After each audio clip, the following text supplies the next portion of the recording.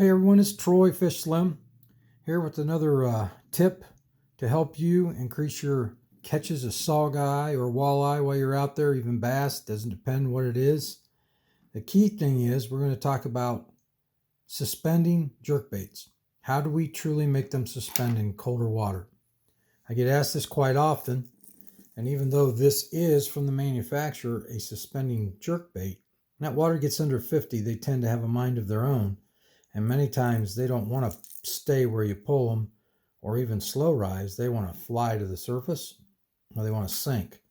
Well, hopefully you got one that rises. If you do, it's a lot easier to make that truly become a suspending jerkbait in cold water. How's this done? Well, typically, I've talked about this in some of my YouTube videos and seminars, is we add weight to the shanks of the treble hook. This can be done through lead strips that are made by Storm. You can also go to your golf stores where they have lead strips that are added to the golf weight distribution of the weight on the heads of the clubs. Those will work as well. Also, another way is solder, electrical solder wire, such as this. This is just fine electrical solder wire. This is a very small gauge. I usually keep 2 or 3 sizes of this so that I can use that to wrap on the shanks. So let's see how that's done. We're going to set you back down. We're going to play with a bigger treble hook so it'll be easier for us all to see and for me to do. What we're going to do is we're going to start out with, and we've got a piece of foil that we're going to use as our lead strip. This is what they come by, and they're kind of sticky. Typically what we'll do is I like to curl that into that a little bit so I can get it started. And then I'll put that and hold that in place, and I'll start wrapping that weight of the strip around the shank of the hook. Now as I get close to the end, a lot of times at the beginning what I do is I leave a tag out, just like that. Why don't I do that? Because typically we're going to have more weight on there than what we need.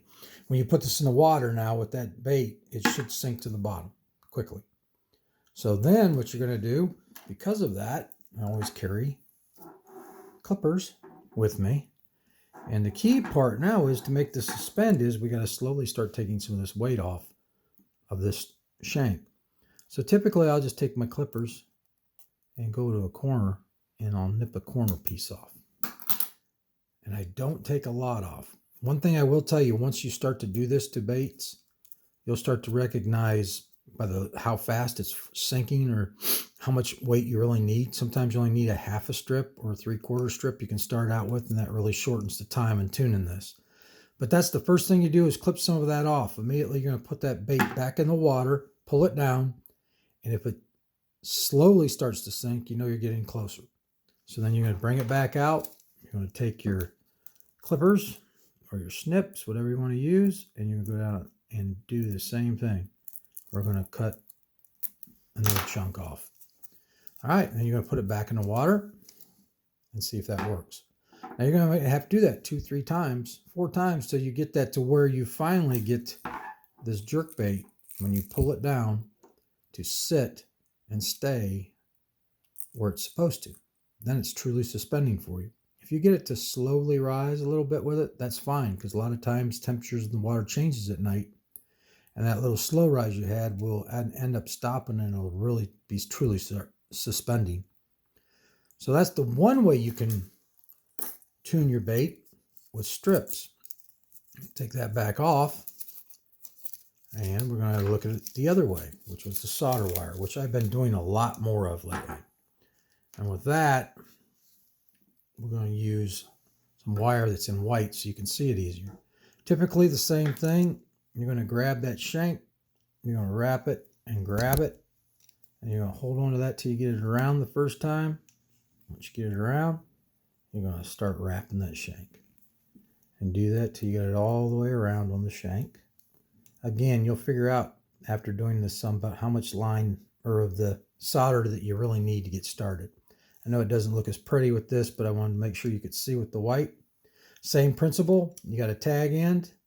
You'll take that tag end, and this will probably sink immediately, and you're going to start cutting that solder wire off a little bit at a time and retesting it until you get this to where it actually sits properly in the water and just hangs there.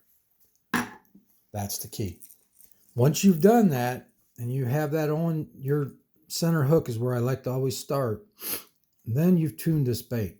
You now have a truly tuned suspending jerkbait. Now, it doesn't mean you're not going to have to tweak it through the night. As mentioned, the water temperature cools down. This bait might start sinking on you a little bit. So you're going to have to take it back out, check it, and nip a little more of that lead off, and continue to do that through the night to make sure this is suspending or slow rising for you.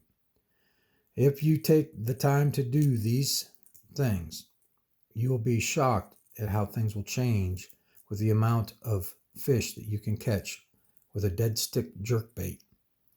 When the water gets in the 30s, that's when this is really key.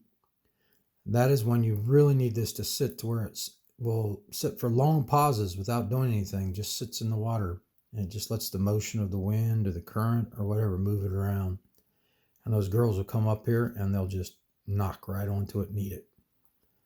That is sinking, and you wait 10, 12, 15, 30 seconds. Next thing you know, you're out of the zone or your bait's down on the bottom, you're getting stuck. If it's rising too fast, same thing. So that's the key of getting it to where it pretty much suspends truly for you or very slowly rises to the amount of time.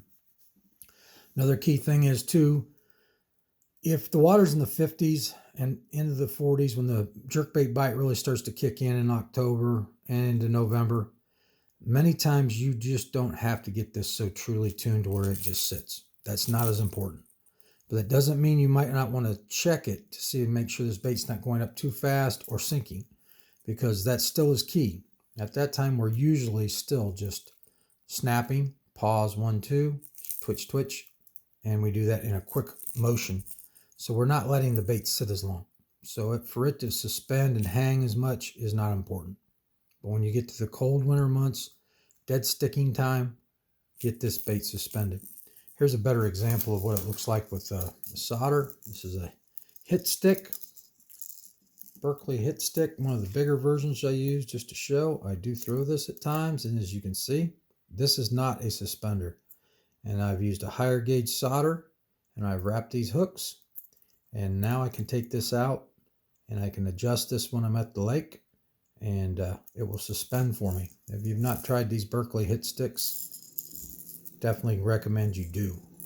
They are awesome. They have a complete different kind of wobble to them, more of a balsa style wobble, and they're heavy, and you can cast them very far, and they have a great rolling action.